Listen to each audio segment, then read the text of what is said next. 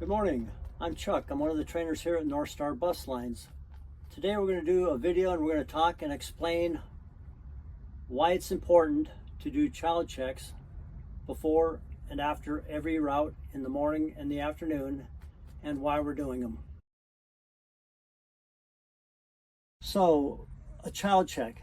Basically all a child check is pretty self-explanatory, it's common sense. A child check is you physically walking through your bus to make sure there are no children left on the bus. In the mornings when you drop your kids off at the school for every route, and in the afternoons after every route when you drop the last kid for that particular route, you have to pull the bus over and do a child check to make sure, again, there are no children sleeping or hiding on your bus. The child check is done after every school route. Say you have 3 tiers, 3 schools in the morning.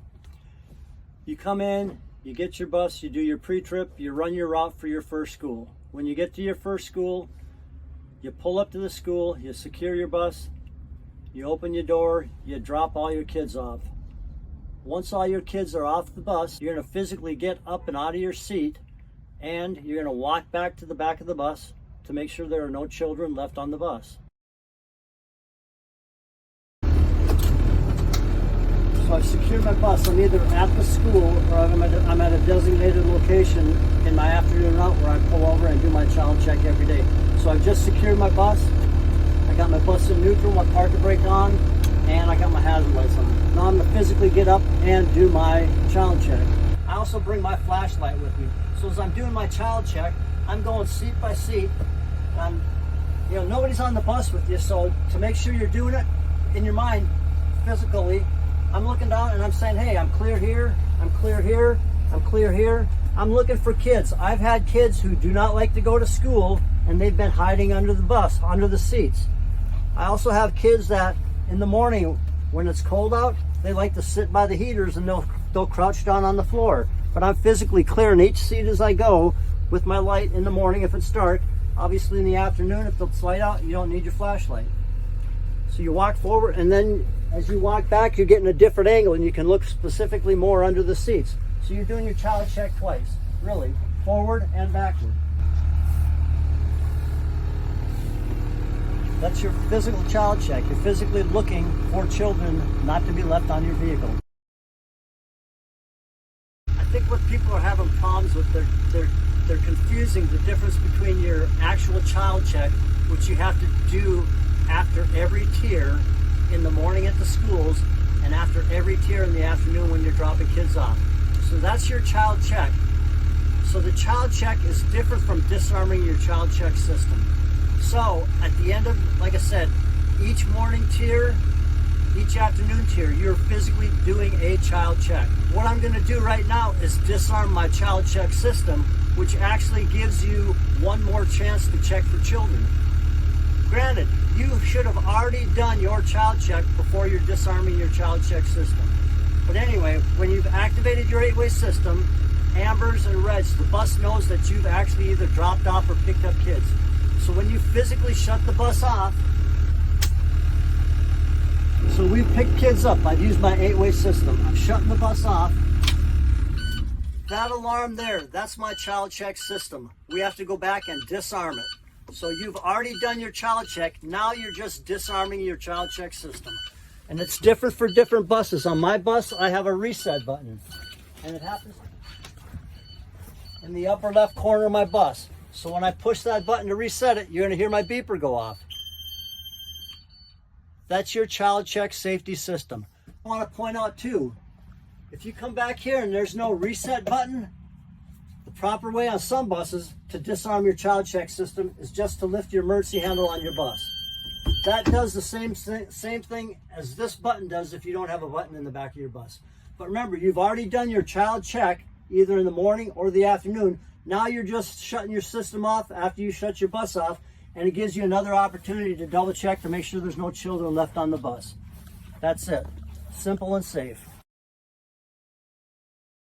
Where should you do a child check? When you drop your kids off before you leave the school property, that's where you're going to do your child check. Again, it depends on the school. you may not be able to do it right where you're dropping the kids off. You may have to get out of the way for other buses to pull in and drop their kids off, but you're going to do it on school property before you leave that school. In the afternoon, it's going to depend on your individual routes. Say you have your last stop for a particular school and it happens to be at an intersection. You're obviously not going to stop the bus, secure it, get up out of your seat and do your inspection. So depending on your route, at the end of every route, you're going to want to pick the same spot predominantly pretty much every time if you can to pull over within a block of your last stop to do your child check. What if school admins want you to move your bus before doing your child check? Every school is going to be different. So if you're at a school and they don't want you to do your child check where you physically dropped your kids off at, it depends on the school. These are going to be an area straight in front of you that you can pull up and drop your kid off or do your child check. Or there's an area off to the side where you can pull up and out of the way so other buses can get in to do their drop-offs at that school. But you want to get your child check done before you leave that school property. What do you do if you find a sleeper in the morning? Obviously, you're going to wake them up if you can. If a child is a hard sleeper, I've had a couple of them in the past, I'll get the attention of school admin. So there's normally school administration or teachers at the school when you're dropping your kids off. So you're either going to get the kid up, let him know he's at school, and get him off the bus. And if it's an individual that is hard to wake up, get one of the school officials, teacher, admin, and have them come on the bus and help you get the kid off the bus. What do you do if you find a sleeper in the afternoon? If after you are doing your child check at the end of your route and you pull over and you do happen to find a sleeping child on the bus, the first thing you want to do is call dispatch and let them know. It depends on where the child's stop is. It could have been at the beginning of your route, so that could have been 20 minutes before. So if you do find a sleeping child on your route in the afternoon, first thing to do is call dispatch. Between yourself and dispatch, you'll determine the best course of action on how to get that child back to his stop. What should you expect if you leave a kid on the bus? First of all, our goal with child checks is not to leave a child on the bus. But if you do happen to leave a child on the bus, actions that can take place, obviously a counseling with management, either verbal or written reprimand. It could lead to possible termination, and you're dealing with children, neglect, and abuse, so there could be possible criminal charges filed against you. Thanks for watching, and if you have any questions, talk to me, talk to any of the other trainers. You can talk to Sue about it.